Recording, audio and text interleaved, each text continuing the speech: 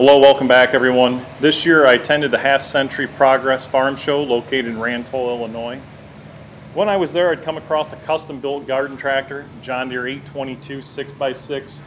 The builder and owner of this tractor, Colin Hart, traveled all the way from Des Moines, Iowa to display this. I'd seen this tractor, it was beautiful. I talked to Colin for probably over an hour. He was describing some of the things that he did with this tractor and some of the roadblocks that he ran into, and he had to figure out, which was trying to make a drive shaft would work, different electric, actuators with valves for hydraulics when they go forwards and backwards. A lot of thought, a lot of time, a lot of skill level went into building this tractor, and it's a very impressive machine. Twin engines, 56 horsepower. One unique feature of this tractor that I love is this is not just a show tractor. Here he has it on display at the show, but he also takes it to plow days. He said he was in the process of building a custom larger plow for the rear of it. And I was really surprised when he told me that the front half comes off and he actually has a mower deck that he can put on the front and a blade, and he cuts his grass and plows snow with this. So the whole concept, thought process, everything on this tractor was just really impressive.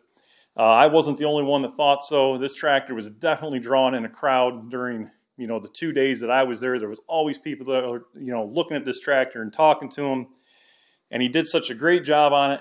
I figured I'd go ahead and share this with you guys and make a video, and I wanted Colin to tell you a little bit about his tractor so that you guys could see it for yourself. Let's go ahead and get started. I hope you enjoy. So what can you tell me about it? Well, started out as a four-wheel drive articulated tractor that I built from scratch, and then a couple of years later I added another engine and another axle and made it a six-wheel drive tractor. The front section is easily removable, so I can use the four-wheel drive for mowing my yard or plowing snow. All right. But I use the six-wheel drive configuration for moldboard plowing. And you get a little more horsepower. You said you have a blade and a mower you use on it, right? Yes. All right. Now, I mow my yard. I put on turf tires when I mow. Okay. And so I just put the bar lugs on for the show. Okay, what can you tell me about the engines in this? Well, the engines are Yanmar 3-cylinder gas engines. They're the 28 horse versions that come in the commercial wars. There was two versions, an 18 horse and a 28 horse, and these are the larger ones. So with two engines, I've got 56 horsepower. Of course, I can't get all of that to the ground, but we can get a lot of it down there. Yeah, still pretty impressive.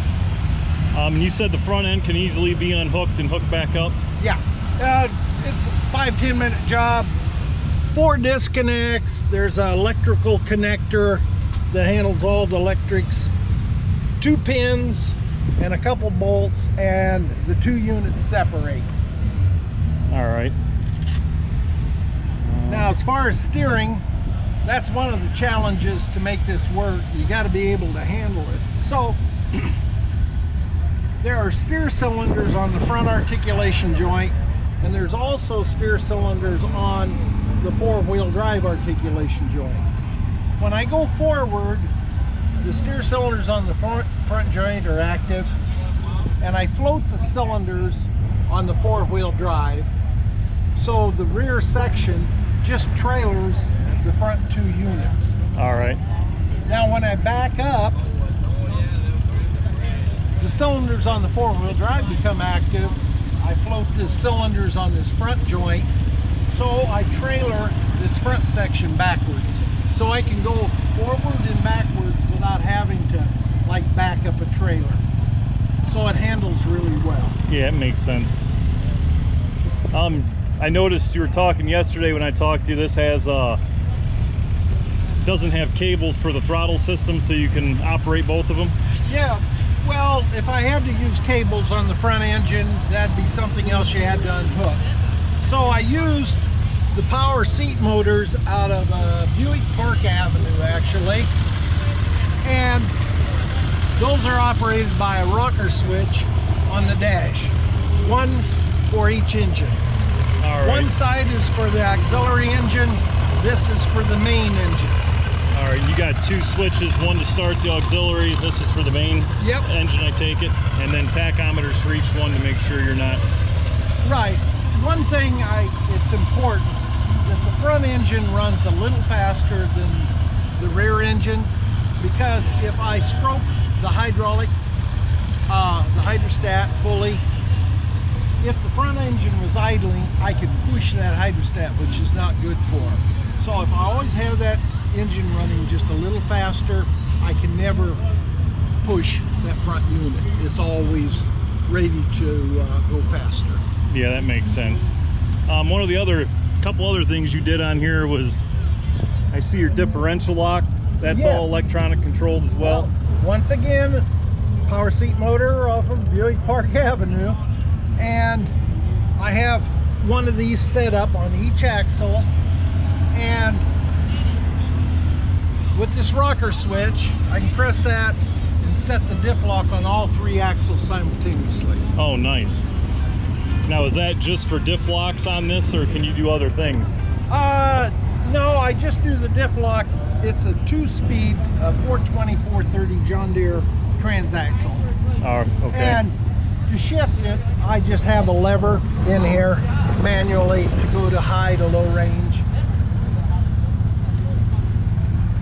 All right, you said the mufflers you had gotten off a motorcycle? Yeah, I had a friend that had a Victory motorcycle.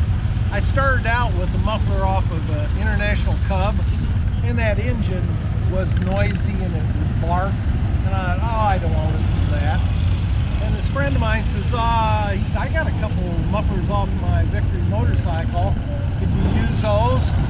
So I trimmed the ends, welded on these rain guards, and they have enough volume that the engine's quiet.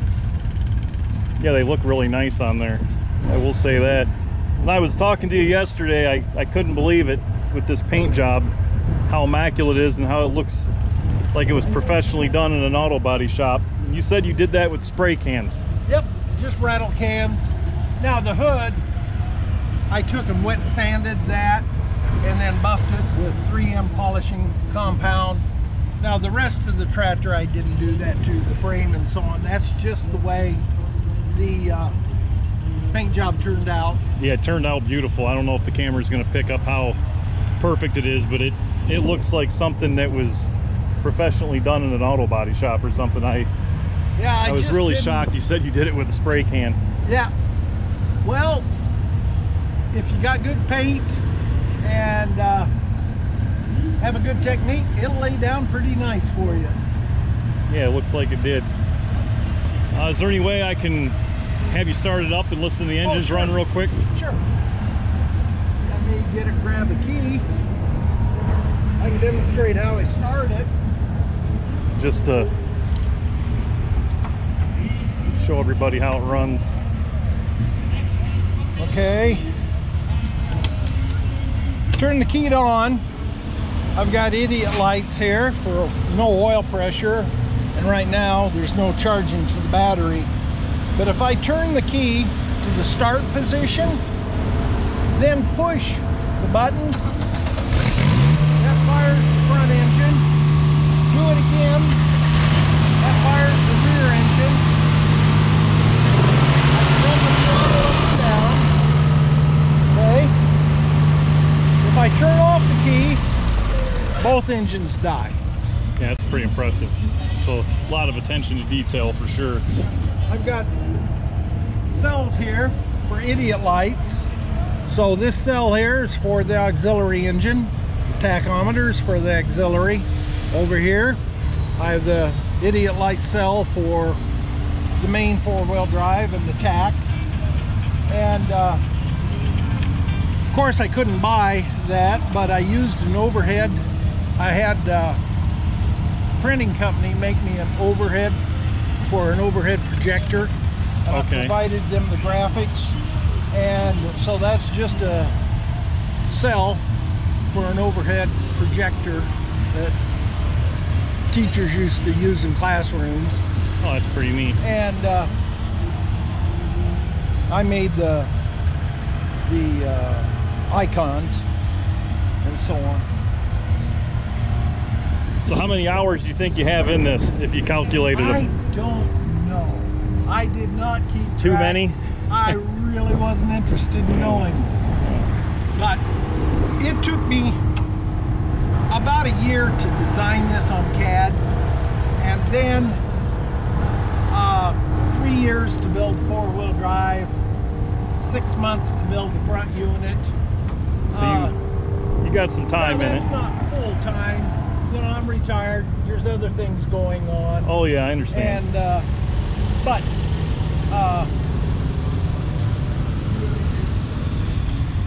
I got a lot of time in it. So the whole idea here is, it seems like this idea might work on a full-size tractor as far as being able to get additional power to the ground without using tracks. Yeah. And I've got 6 wheels here,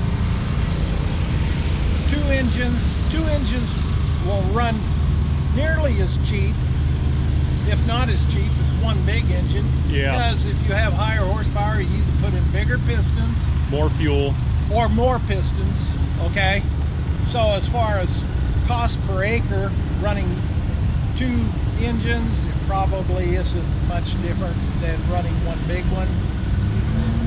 The only difference is you won't have big money invested in that front unit, because all it is an axle, an engine, and today with CVT transmissions, you can match dissimilar powertrains together. Years ago, well, if you saw a scraper, twin engine scraper, yeah, that was a machine with 2 engines that were identical, 2 transmissions that were identical, 2 axles assemblies that were the same size tires. All you did was run the throttles together. Yeah. Okay, and you had a matched system. Well, if you're going to try and build a power unit that cooperates with any power plant, the use of the CVT transmission and a 200 horsepower CV transmission is not hard to come by. You know, we're not talking about trying to get 600 horsepower. Yeah. You can check, you can obtain the information as far as what the percentage of power, if you're running the engine at 80%, which includes RPM and fuel consumption. You send that signal to the front engine and say, I want it to operate at 80%, and the CVT transmission can adjust the gear ratio such that you match the horsepower consumption on both units. Yeah. So it's very possible to do today. Oh yeah, with today's technology, it should be pretty easy. All right, can you pop the hoods and let me show everybody the engines? It does really sound good with the Yanmar gas engines, and yeah, those are very nice engines. I like how you did everything with the radiator. It looks just like John Deere. Those are custom 6.5 gallon fuel tanks. Radiator off of 430 John Deere garden tractor. The fan came off of a Pontiac Grand Am in the salvage yard. Fits that radiator perfectly. And both these radiators are built identical? Yes, yeah, they're both 430 John Deere. With the same fan, same everything, huh? Yep, the first one worked, so guess what? You do it all over again, right? Yeah. Show the headlights and everything. Yeah, I've got the headlights set up. So, I can turn on the headlights. I've got a button over here that I can disable these headlights when I have the front unit on, because I don't want the lights shining on the back of this. And then I have another button that can turn on the work light, so if I'm plowing at night, I can have light. Rear lights on. Yeah, rear lights. All right. Well, I want to thank you for taking the time to tell us all about it. It was a beautiful build, and thank you. A lot of attention to detail for sure. So I had fun doing it. That's all that matters, I guess. Yep. I enjoyed the journey, and now I'm enjoying the destination. right, Walt. Thanks again. Yes, sir. You're most welcome. All right, hope you all enjoyed this video. Like I said, Colin did a beautiful job in this tractor. It was amazing. If you guys would like to see more videos like this, be sure to subscribe. Put in comments below if you'd like to see some more videos of custom tractors like this. As always, thanks for watching.